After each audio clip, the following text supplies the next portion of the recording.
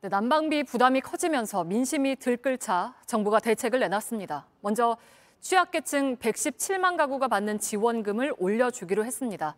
지금은 15만 2천 원인데 이걸 딱 2배인 30만 4천 원으로 올립니다. 또 사회적 배려 대상자 160만 가구가 받는 가스요금 할인폭도 크게 늘리기로 했습니다. 서민들 입장에서는 지원이 늘어난 게 다행이긴 하지만 이번 겨울뿐이라 이 다음 겨울은 또 불안합니다. 그때그때 지원금을 올리는 것도 일단은 좋지만 한편으로는 방안 온도가 10도 수준인 쪽방촌이나 오래된 단독주택들의 단열 공사를 지원해주는 게 더 근본적인 도움이 되지 않겠냐 하는 지적도 나옵니다. 먼저 이상화 기자입니다. 서울 시내 복판의 한 쪽방촌.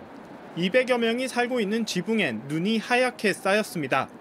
건물 안에도 얼음이 꽁꽁 얼었고 실내 온도는 10도를 조금 넘는 수준이어서 방 안에서도 옷을 껴입고 전기장판은 항상 틀고 있습니다. 처음에 이제 열풍기 조금 틀고 한목에 다 열풍기부터 뭐 과부하가 걸려가지고 그래서 열풍기도 지금 있기는 있는데 열풍기도 못 타고 있어요. 이렇게 낡고 오래된 집을 둘러보면 정부 지원이 단순한 난방비 지원에 그쳐서는 안 되는 이유를 바로 알 수 있습니다. 벽이 두텁지 않고 이중창이 아닌 곳이 많아서 우풍이 심하기 때문입니다. 열화상 카메라로 촬영해봤습니다. 붉은색으로 온기가 있는 근처 아파트와는 달리 쪽방촌 위 지붕은 기온이 영하로 떨어져 새파랗게 보입니다. 단열의 차이 때문입니다. 쪽방촌의 경우 옛날에 지은 집이라 단열재 두께가 얇습니다. 열 손실이 커서 같은 1도를 올리는데 난방비가 아파트보다 7%씩 더 들어갑니다.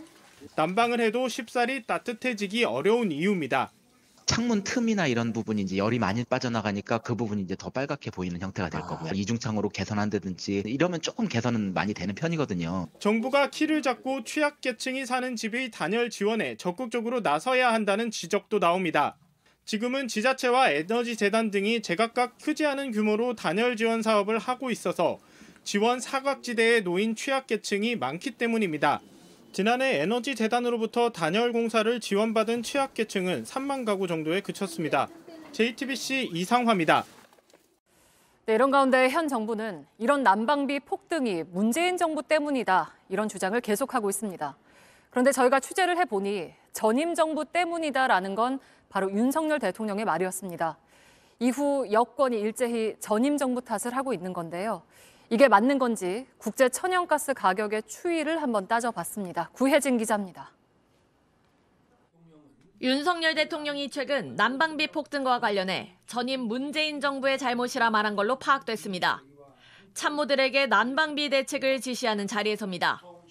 오늘 여당 인사들도 윤 대통령 발언과 같은 맥락의 주장을 쏟아냈습니다. 문재인 정부는 대선 전까지 1년 반 동안 가스 요금을 동결했다가 그것도 선거 끝난 이후에 겨우 12%를 인상을 했습니다. 문재인 정부 때 국제액화 천연가스, LNG 가격이 급등하는데도 대통령 선거 전까지 가스 요금을 동결한 탓에 현 정부가 부담을 떠안았던 겁니다. 하지만 윤 대통령 취임 직후 국제 LNG 가격은 더 가파르게 올랐습니다. 야당은 우크라이나 전쟁 영향으로 국제 LNG 가격이 급등할 것이 예상됐는데도 지방선거 이후로 가스비 인상을 미루면서 국민 부담을 한꺼번에 더 늘렸다고 주장합니다.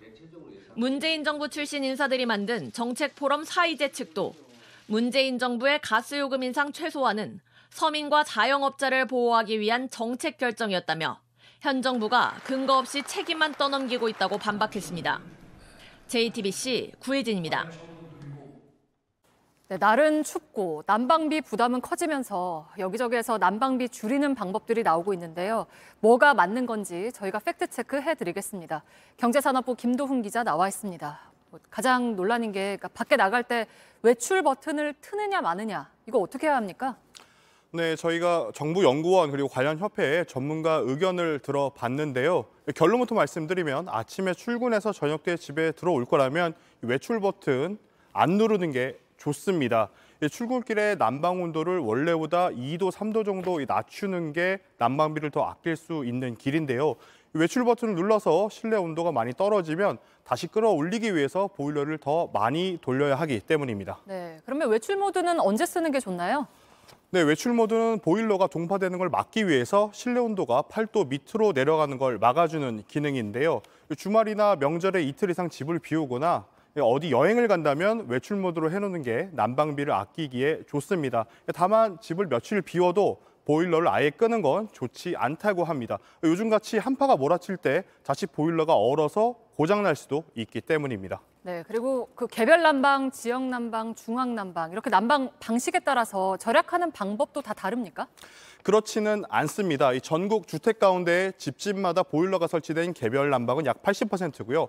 발전소에서 온수를 공급받는 지역 난방은 18%, 건물 전체를 한꺼번에 난방하는 중앙 난방은 2% 정도인데요.